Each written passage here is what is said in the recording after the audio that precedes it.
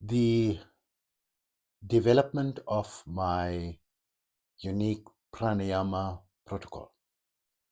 So, pranayama is often confused with breath work, and there's a very close correlation between the two, but breath work is not pranayama. So, I'm going to describe that and how I developed my protocol and how I um, did my research and what's the origin of my method, which has been extremely successful with my students. So if you like the contents of my video, please don't forget to like and also subscribe to my channel. This is going to greatly help my channel to be able to reach out to more people. And if I could ask you just one extra favor, if you could just drop a comment and share it with just one other person or social media channel, I would very highly appreciate that. And a very big thank you for watching my videos. For those who don't know me, I am Osman. I'm a bioenergy healer, um, often hashtag the blind Muslim yogi. I'm a bioenergy healer on a master level with telepathic healing capabilities, specializing in critical care recovery and terminal illnesses, amongst a host of other physiological, psychological, and even spiritual ailments. Amazing offer currently running a 10-minute anxiety fix for just $5, less than the price of a Starbucks coffee, delivered to you anywhere globally instantly, and pay only after you are satisfied. And this goes for all my treatment protocols as well. For contact information, please visit my website, yogawellness786.com.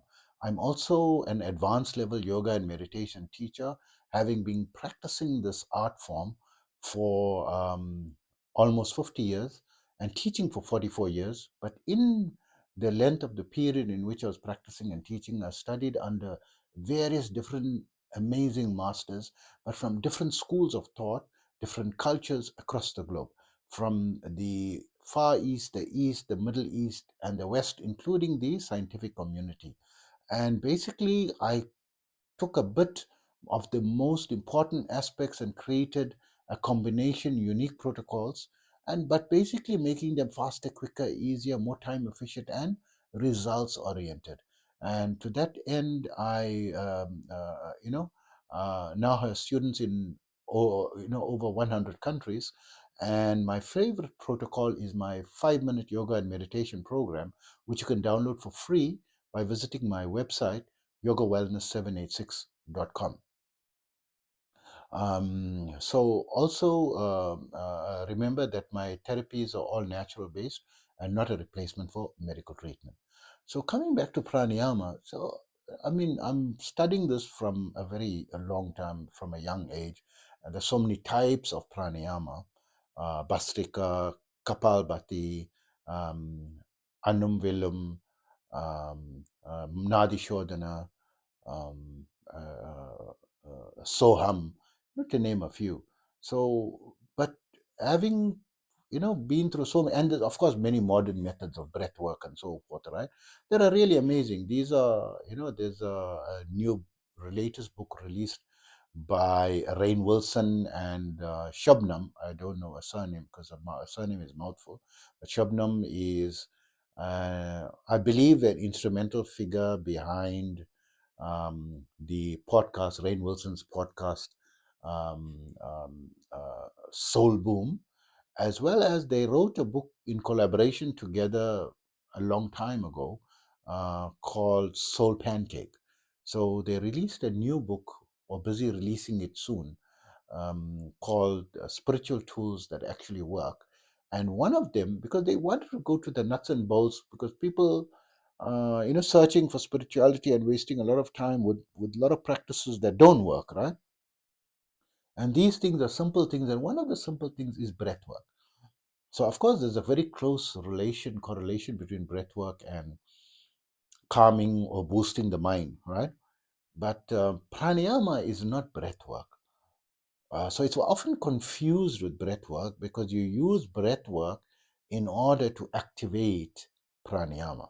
So pranayama means like action or working or practice, right? So the practicing of it actually refers to the raising and falling of the prana or the subtle life force energy. So your breath is not the subtle life force energy. It contains subtle life force energy, as does food, as does rain, as does trees, nature, water, like oceans, flowing streams. Even the soil has got prana, right? Plants, animals, humans, everyone got, a prana, subtle life force energy. It's a symptom of life. Or the symptom of everything that exists, basically. The word life has got a very narrow meaning or understanding. But when we say existence, because even the buildings have prana, the chair have prana, the pencil has prana, AI has prana, computers have prana, your phone has got prana, your cars have got its own prana, right? Everything has got its subtle life force energy and an aura, a living, throbbing life force energy. So in the human, it's referring to you activating your I don't like to use the word dormant, It means it's asleep. The Kundalini, which they refer to as the Kundalini energy, is not sleeping. It's in power saver mode. It's in a very low mode, just enough for life to happen and for all the, organs to function. And when you sleep, the repair functions, take place through, the action of your subtle life force energy, which the source of it is theorized, let's use the word theorized, to be the Kundalini, which is supposed to be in the pit of your um, root chakra, or the base chakra, which is, some people say it's at the base of the spine, and some people say it's in the root chakra, which is in the perineum area. And when you're feeling the awakening of the Kundalini, you feel it rising from the base of your spine. So what activates, whether the root chakra, because the root chakra, the perineum, is not the base of the spine, right? Base of the spine is separate, the root is separate, right? So, but when you're feeling it rising from the base of your spine, it vibrates and it's a very powerful energy and surges up. But before it surges up, you use pranayama to flow the energy up and down your spine, and also your right and your left main subtle conduits called the Ida and the Pingala nadis. So when you do alternative nostril breathing like Nadi Shodhana,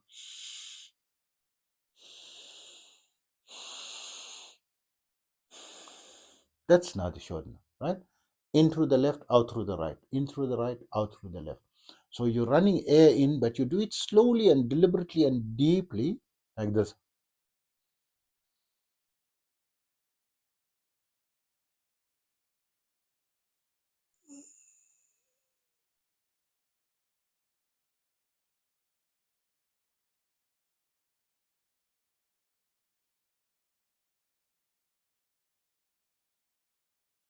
Right? And then breathe in again and breathe out. So you try to do a ratio of 1:2. In the beginning, you can breathe in for a count of 4 and breathe out for a count of 8. Breathe in for 4, count of 8. These are just are not written anywhere, that you should do it this way. And some people breathe in for the same number of count, but I recommend, a ratio of 1:2, because this is related to annum vinalum, or annum villum, annulum villum, or annum vinalum. I get confused with the Sanskrit words. I am not Hindi speaking, not Sanskrit origin, and I know it as alternative nostril breathing, right? But the original, I think, is annum vinalum, right? Breathing in and retaining the breath, and then breathing out. Breathing in through the left nostril, retaining it, and breathing out through the right nostril. So what actually happening is, when you're breathing in, you're activating when you breathe in through the right nostril, you like activating the subtle energy flow in the right side, or the right major conduit, which is called the Pingala Nadi, on the right side, right? This is my right side, right? And the left side is the Ida Nadi, which is running, the both nadis, or the conduits, are running parallel along this either side of the spine, right? Running down, but not in a straight line. They go and join each chakra, and then they go back and join the chakra, and go back and join the chakra, go back and join the chakra, right? The next, because there is chakras along the, or energy centers along the spine, and some argue that they cross over and keep crossing over at each point. Some argue no, they don't cross over, they just join and then they keep to their respective sides, right? So which is which, is a very major argument, and it's not really that important, for practical purposes for the everyday people, right? For me, it's not very important as well. Um, so by breathing that way, you're passing air, and mm, you also pass putting in, because the in breath contains energized air, filled with prana, and the exhaling is the carbon dioxide and like mind matter, waste by mind matter, or things that are suppressed in your subconscious, is when you're breathing out, slowly. So when you're breathing out double the time, much slowly and more deliberately, you want to inhale pure energy to energize you. And when you're exhaling slowly, you want as much more of the uh, poisonous mind substance. This is subtle. You can't see it physically. So in psychology science, you can say like things that are suppressed in your subconscious to come out with the air. So when you're breathing in, it feels like a cool air going through your nostrils. When you're breathing out, it feels like warm air, which makes sense because the external temperature is usually cooler than the internal temperature, unless, of course, you're in the Middle East, where temperatures are generally around 40 some odd degrees, and your body temperature is actually 37.5 degrees. But in a general sense, when you feel a difference because it's filled with carbon dioxide and the in breath is filled with oxygen. The coolness of oxygen and the warmth of carbon dioxide, you can say. Not that carbon dioxide has a warm feeling and oxygen has a cool feeling, but just you can sense it when you are doing the breath work. The cool air going in. It's a very subtle feeling, but it's not just the air. You're taking in life force energy, the prana. So what actually happens is you're using your breathwork in gradations. So there's so many styles, but the one in the very ancient scriptures, an ancient book that was really captivating, because I studied Vedanta, Kashmiri Saivism, and Saiva Siddhanta. So Saiva Siddhanta seems to be differing in many viewpoints from Vedanta, and within Vedanta also, there's many schools of thought. For example, there's Advaita philosophy in Vedanta, right? In the Advaita school of philosophy, there's six differing opinions, different major schools of thought, right? That don't agree on many points, and they have opposing views and so forth. So it's like a very involved thing. But coming to my studies and practice of the various pranayamas, I found very interesting that the Saiva Siddhanta belongs more to the South Indian um, group of people, and Vedanta usually belong to the North Indian group of people. This is the claims from the olden days. Right now, everything is practiced. Vedanta is practiced everywhere. Right? Brahmanism is even in South India, North India. But the claim is the South Indians say that their religion predates Vedanta, and that Vedanta came in is part of the religion of the Aryans that invaded India about 4,500 to 5,000 years ago. The Aryans referring to, in my opinion, from what I could understand, the Persian people, right? That brought in, because Persians had Zoroastrianism, and where they worship Ahura Manu and Ahura Mazda, the fire god and the god of darkness. And they are two separate gods. One is the god of good, and the other one is the god of evil. And bringing about many, gods and multiple, like 33 million gods, right? Deities. And that's another subject matter, actually, for another discussion, which there is a lot of wisdom, in it, because everything has to be, there must be scientific or empirical evidences, in the claims of everything. And over the decades that I spent studying, there is. Coming back to pranayama, the subject is so rich. Every time I mention a word, there's so much of information behind it, and so easy for me to digress. So let me try to stick to pranayama. So when you're doing, I studied in the South Indian books. There was a book called the Tirumandiram, and they wrote down the sayings of a sage called Tirumular, and he was in deep ecstatic trance, or the deep ecstasy of meditation, and he used to get consciousness and just give some revelations, and they felt that these were revelations of God, or divine revelation. And they recorded all those sayings whenever he came to consciousness and started to say these things in poetic lines. And they recorded it in a book called Thirumandiram. Under the pranayama section, he mentions the annum vinalum, the in alternative nostril breathing, wood retention, on a ratio of 16, 64, 32. Means breathe in for 16, hold for 64, breathe out for 32, breathe in for 16, hold for 64, breathe out for a count of 32. So you have to understand how the count works, because thousands of years ago, um, there was no clock, and the seconds hand like 1001, 1002, 1003. It didn't work like that. They counted with beat, like 1, 2, 3, 4, 5, 6, 7, 8, that way. So they counted that way. So when you're referring to count, we're counting, much like a count, approximately a count of 100, equivalent to about 60 seconds, right? If you want to bring some type of correlation. But it doesn't work deeply like that. You just count naturally in your head.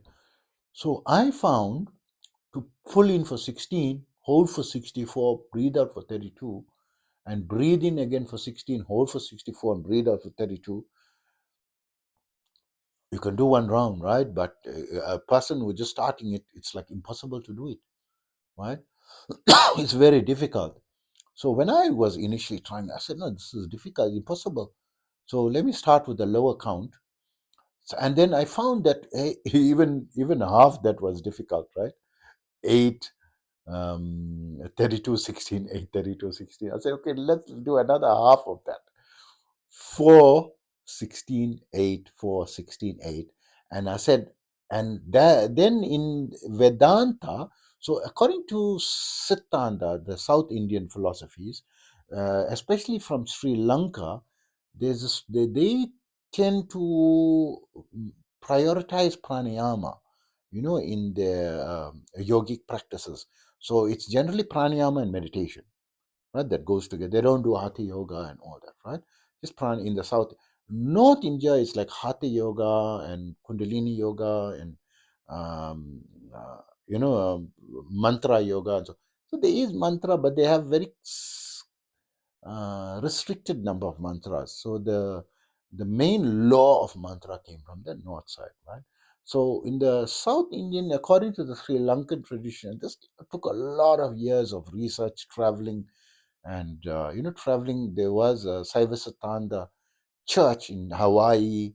There was someone was Sivaya Subramanya Swami. He's originally a Caucasian origin, but he went to Sri Lanka and learned the South Indian style of religion, Saiva Satanda. And if you search for Saiva Satanda Church in Hawaii, you may still find the website, and they've got amazing books, very deep information. He was very advanced, and I met him. I was fortunate to have met him while he was still alive, and I learned a lot from him, a lot of detail. And being advanced, his mind was more subtle, and you could go into very deep detail on different aspects. So the South Indian people believe that you should do 18 rounds, right? But the Vedanta, I think the Vedanta Sutras recommending 21 rounds. So I don't know if it's actually written somewhere, but it is common knowledge amongst the teachers of pranayama that you should do minimum 21 rounds. So should I do 18 rounds or 21? I said 21 is more than 18. Let me rather stick to the North Indian 21 count and do try to strive towards the 16, 64, 32 of the Tirumandiram. It seemed to be a very good formula, to strive towards, because it was so difficult in the beginning. So I started with 4, 16, 8, 4, 16, 8. First, I just did 3 rounds because I didn't want to suffocate. And then then I did 5 rounds, then I did 7 rounds, as I was progressing until I was able to do 21 rounds. Then I found actually 21 rounds is now very easy. It was getting easier and easier as I was practicing, day by day. Then I said, okay, let me step up to the next level, go to the one that I was struggling before, 8:32:16, 8:32:16. So okay, that was a bit difficult in the beginning, but then it became easy after a couple of days or a couple of weeks. Then I said, let me try 16, 64, 32. It was too difficult. I said, okay, let me go halfway in between, 12, 48, 24, 12, 48, 24. And I struggled, but I managed, and eventually it started to become easier. And then I tried to go to the fourth level. I was really suffocating, and I kept coming back down to the third level. I said, no, I can't do the fourth level. Why am I struggling? And I went for months. I said, no, maybe it needs more time. Months, and I was not going above, the third set of 12, 48, 24, 12, 48, 24. And so I was just continuing that 20. I thought maybe eventually, and months and months and months was going, something I'm doing wrong. Maybe because they recommend a vegetarian diet, in Veda, for the Brahmins, in yoga science, and in Saiva Siddhanta. So let me try, a vegetarian diet. So after 7 days of being in a vegetarian diet, I found that the third round was getting much easier, and I was able to go to the fourth round, and I was able to do the fourth round. I say, wow, this is amazing. Let me eat meat again when I ate. Then I experimented with different, with meat, chicken, and fish, and eggs, and dairy, and and so forth. And I found that if I have red meat, that it dampens my energy for about a period of 7 days. So before I come to that story, there was somewhere else I found on the internet that the secret to this 21 rounds is on the 21st round when you on 16, 64, 30. They didn't say on 60. I'm making my own thing, that you're on 16, 64, 32. You on the 21st round, on the last round, on the in when you breathe in and you're holding your breath, you push very hard towards the base of the spine. Imagine that full breath that you got in your lungs, you grab it and you push down hard to awaken the dormant or the um, power saver mode energy, the Kundalini energy. You hit it hard and it should burst open, right? And on the 21st round, I pushed very hard, on level 1, level 2, level 3, nothing doing. But on level 4, when I pushed, it was an explosive energy. It could destabilize me. I could fall down. Luckily I was sitting cross-legged. Then I understood the wisdom of sitting cross-legged and so forth, right? And then when I awakened it, then I started to do the Kriya of Yogananda, where you push hard down and you feel that energy rise up the spine and you fill the head. So according to Paramahamsa Yogananda in his book Autobiography of a Yogi, you just raise the energy and fill the head, right? And when I try to study that Kriya specifically, there's a lot of complicated stuff that you have to do. You have to hold the stomach in and you lift it up, and when you in breath and out breath, and I made it very simple because I also learned a certain type of pranayama called Kundalini pranayama, where you just breathe in, you push down, and you raise that energy, feel the energy raise up to the head.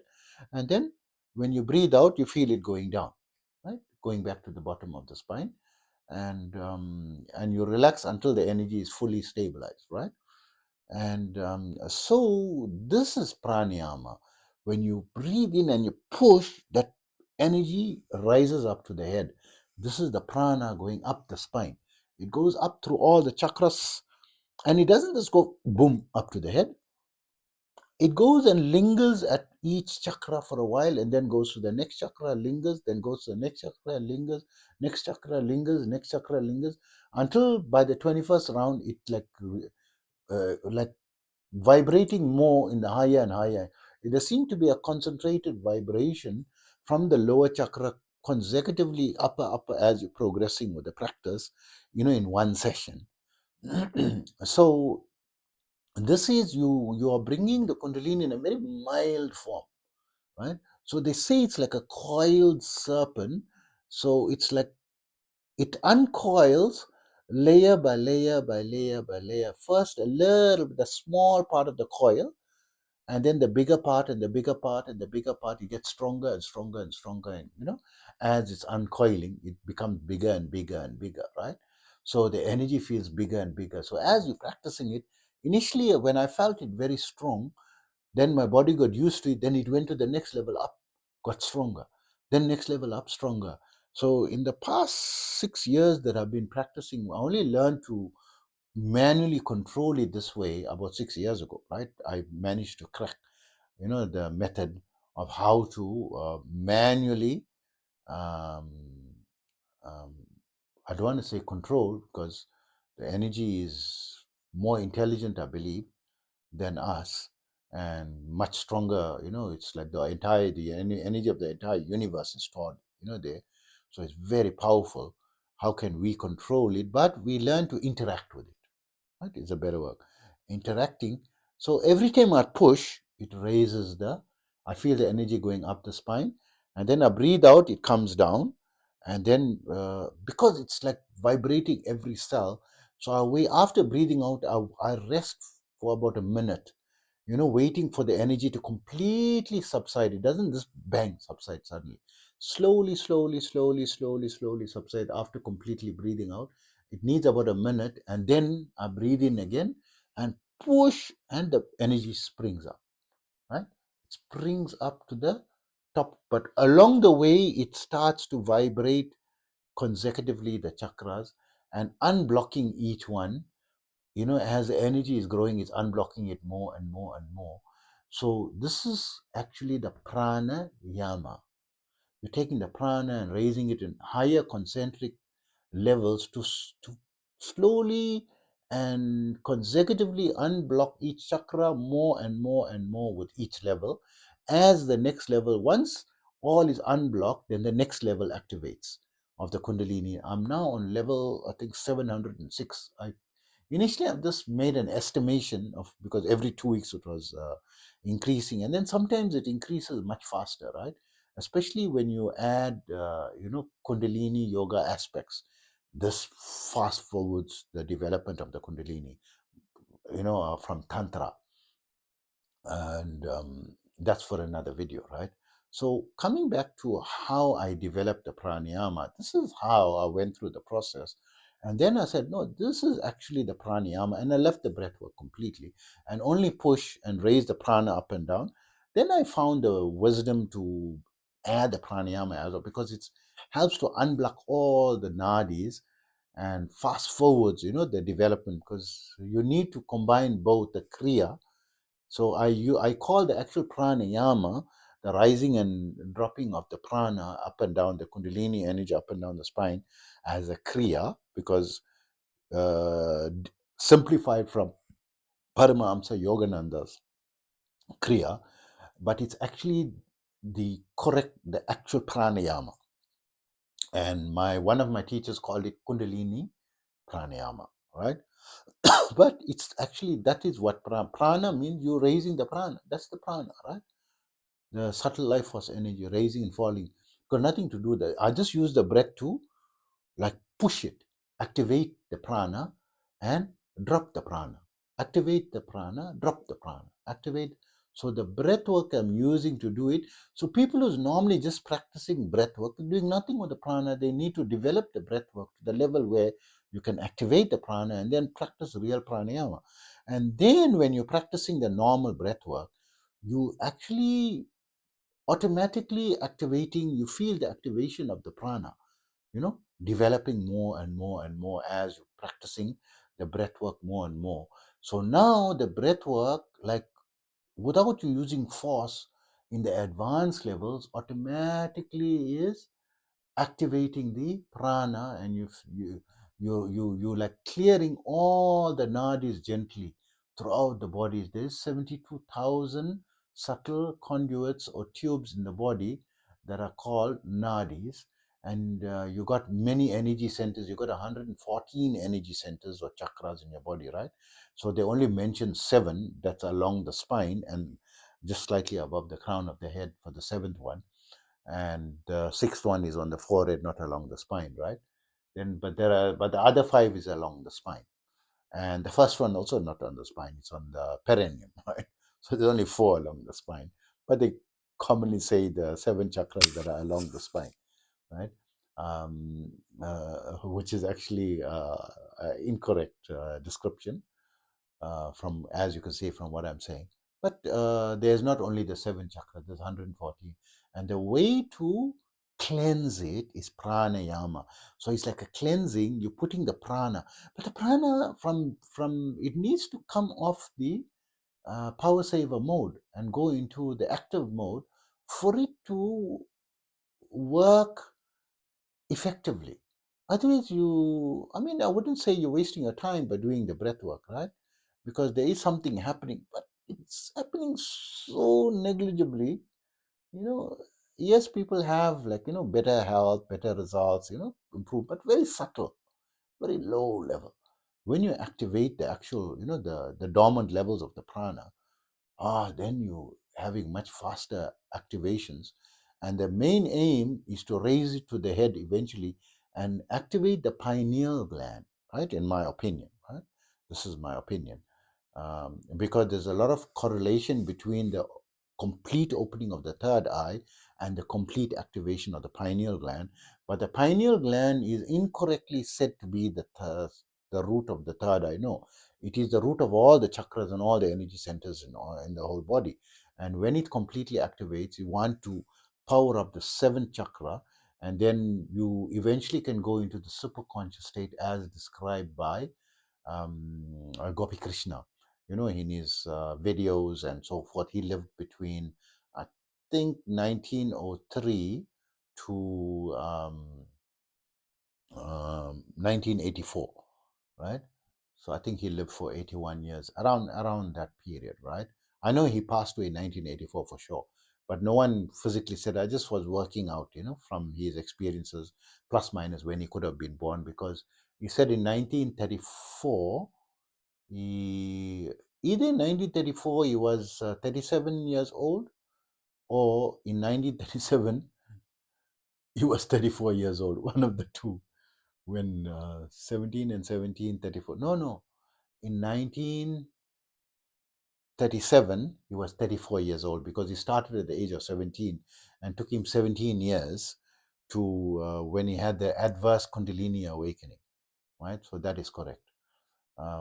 Anyway, pranayama, the development of the pranayama, this took me it took me 30 years, not 30 years, 40 years to develop it, because I started more than 40 years. I started around the age of 8, but I started in formal practice, scientifically following a scientific method from the age of 10.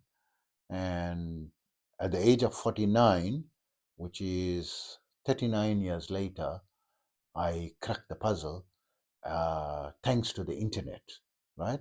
Because all the books, the final clue, the last nail on the coffin was when they said on the 21st round, you must push.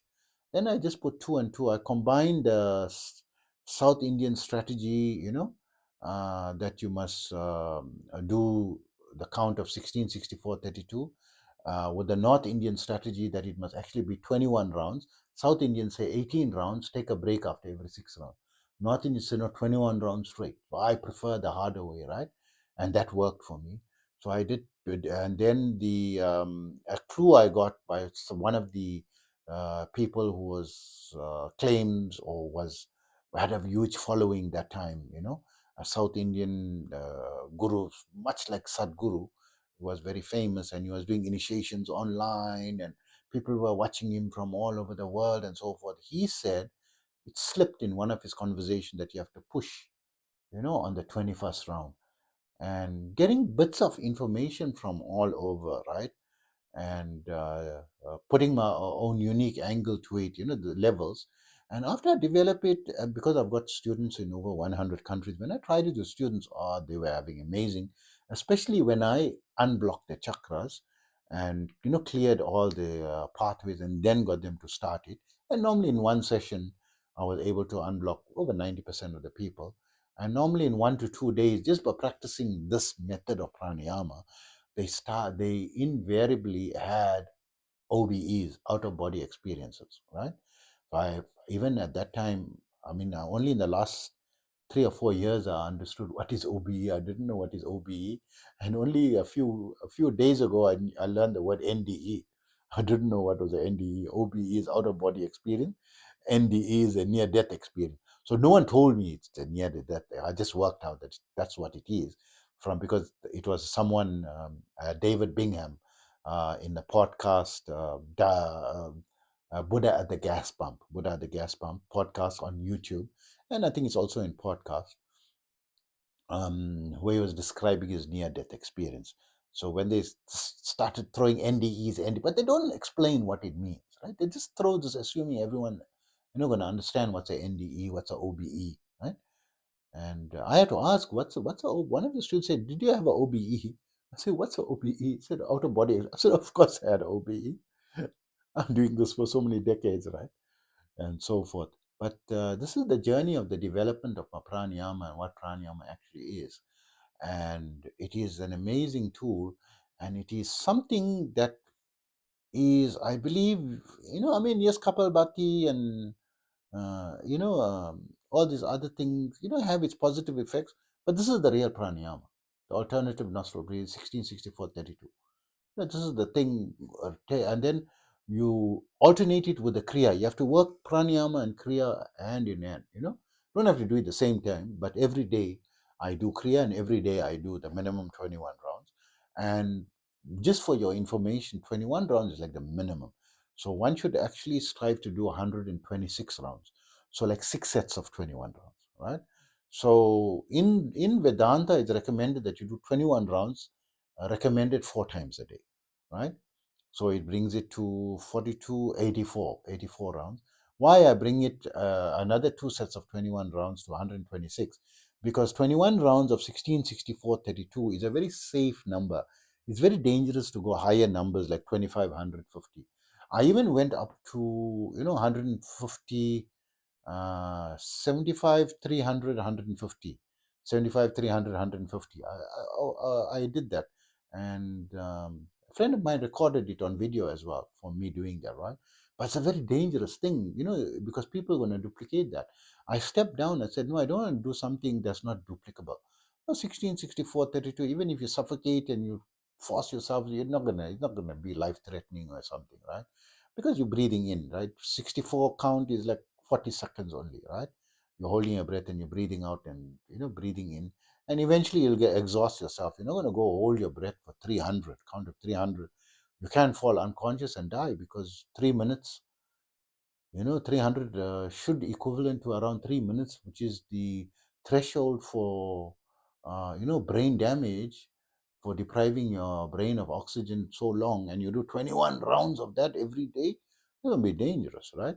So I dropped down. I said no, because the aim is not to how long you can hold your breath. It's a cleansing effect, of all your nadis, and it's sufficient, and it's just enough to do its work of cleansing, and you progress with that, and you go deeper and deeper, and the instead of going higher and higher levels, once you reach 16, 64, 32, and it starts becoming easier, on your exhale, you must be able to completely exhale and count in a very relaxed manner the same number that you counted when you was in your retention. So it will be 16, you breathe in 16 through your left nostril, hold it for a count of 64, breathe out through your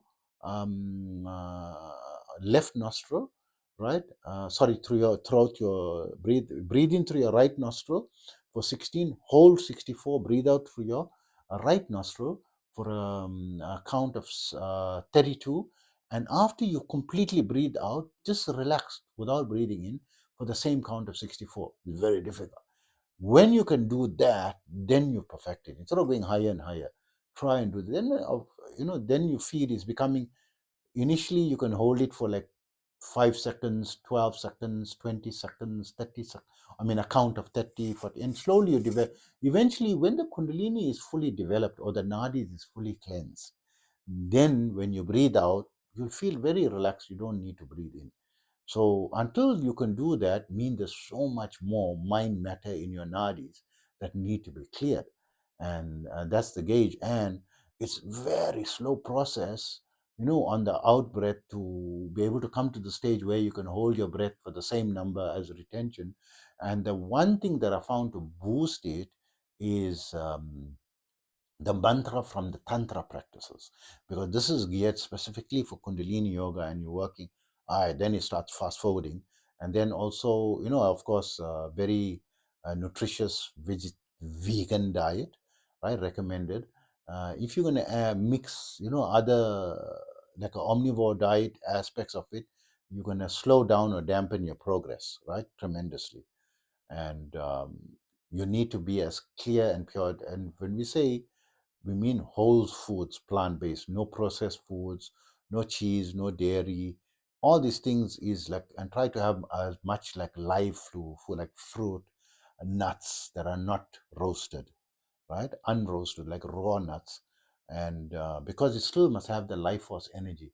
And try to have as much, of the cruciferous vegetables, which is very rich, like nutrient dense, because you need a lot of nutrition, right, in your body when you're developing, doing pranayama, and you need a lot of energy. And try to keep as much raw foods as possible, in your diet. So I try to balance the cooked foods with the raw foods, and try to have 50% of my meals raw and 50% cooked. Because some nutrients don't release unless you cook it, right? Like for example, like lentils and legumes and grains, you can't have them raw, right? You have to have them cooked, right?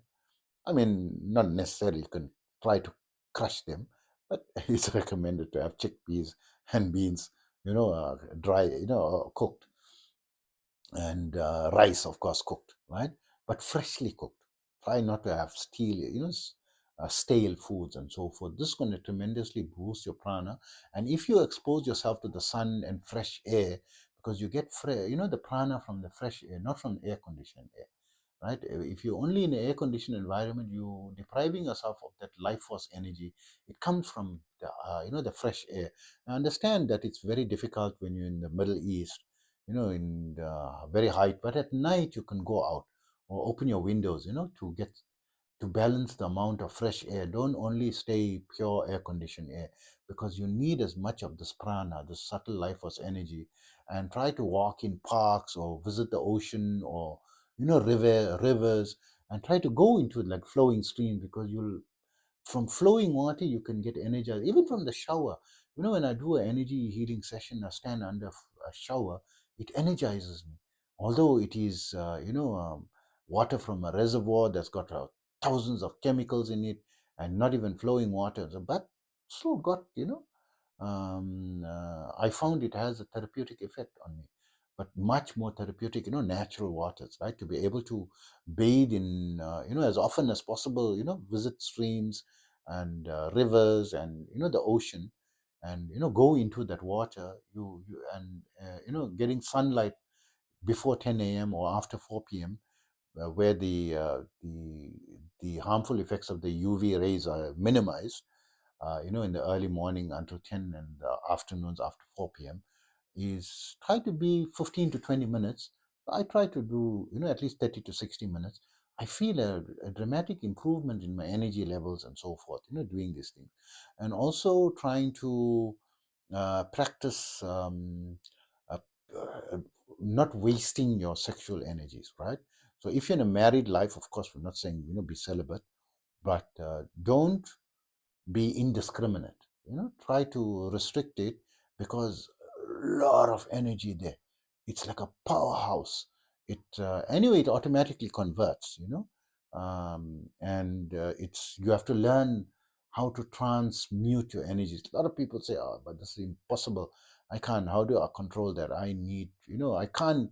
There's no discrimination involved. There it's like it takes control of you, but you can control it. The frequency, gradually, depending on your ability. And if you learn how to transmute your energy, it becomes much easier, right? Not 100%, but much easier. And you utilize that energy, in the pranayama, right? Then you feel the every cell of your body vibrating. And when, see, I'm doing energy healing, I'm using prana, right? The life force of the Kundalini energy. I'm specializing in critical care recovery and terminal illnesses. My success rate is very high because my power is very high. And I'm working on developing this energy on a daily basis, right? Yeah, although I'm doing energy healing for so long, but I'm not stopping to keep developing it and keep going higher and higher and higher levels, because you need to reach, there's no maximum level actually. A lot of people think the seventh chakra is the highest level. I was taught by one of my teachers that above the seventh chakra there's another 99 levels, right? So this in one lifetime, it's difficult just to reach the seventh chakra, and each chakra above that takes that much longer. From the sixth to the seventh, some people reach the sixth in about 20 years, and from the sixth to the seventh, even after 10 years stuck in the sixth, can't go up. But it's not that they can't, it's harder each level to go to the next level is that much. From the seventh to the eighth, it can take you 100 years. From the eighth to the ninth could take you 1,000 years. But when you're in, so these are all theoretical, right? Don't take me literally. And this is what is theorized, by the yogis. And we don't know what is figurative and what is real. Maybe they're trying to describe things, but it does get harder to go to the next level. So from the root chakra to activate once you activated the root chakra, to go to the second chakra, Muladhara is the root chakra, Svadhisthana the second. It's like not so hard, but from Svadhisthana to Manipuraka, it takes a little bit longer, not as easy, right? As when you went from Manipuraka, normally it skips the heart and goes to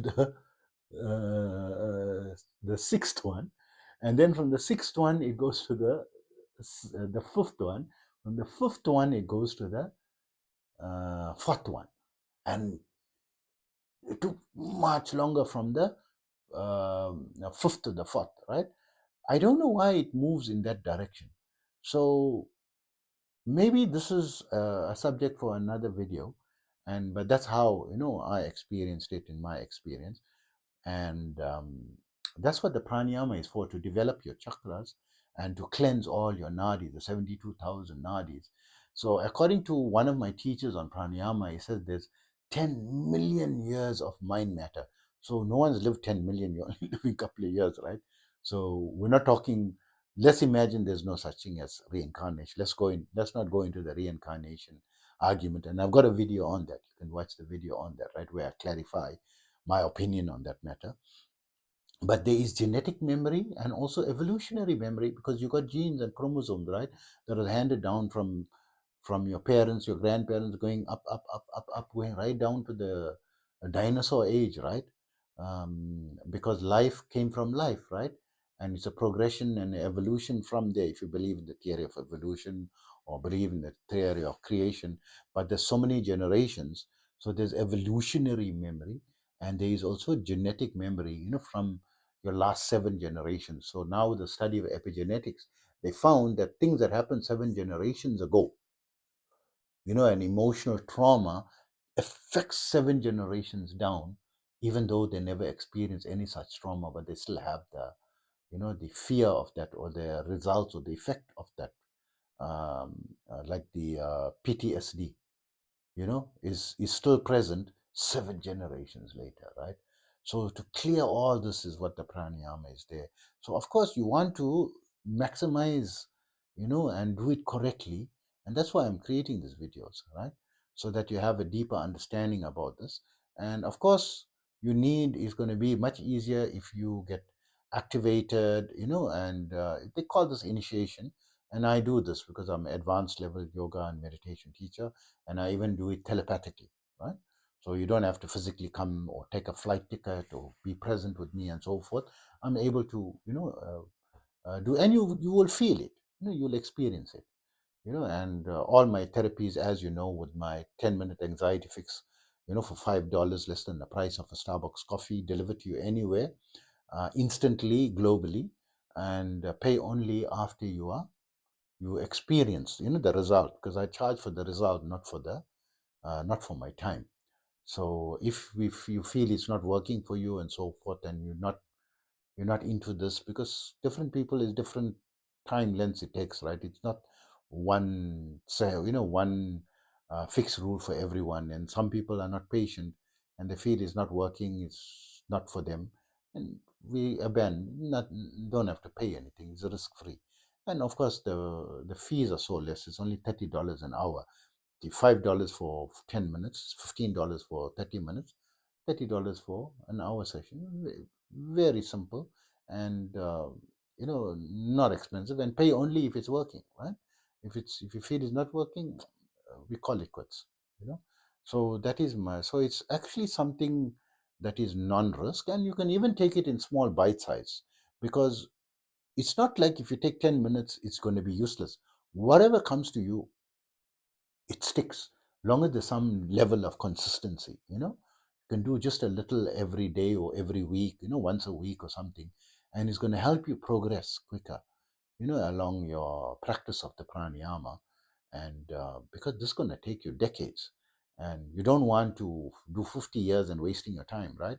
Or very minimal result. One, because the result is amazing in terms of your creativity, your intuition, your law of attraction, manifestation, everything that you visualize, it starts coming towards you, or you start seeing opportunities, taking you closer towards it, and you're going, some people experience things very fast, some people slower. For me, it's very slow. We know the law of manifestation. Very slow. I have to do the actual goal and work towards it, right? Take massive action towards it, and that's how it works. So, hope all that information gives you a basic idea of what pranayama is. And to go more into detail, you have to actually practice under the guidance of a teacher. To experience it is different, right? And hope that information helps you. Take care of yourself always.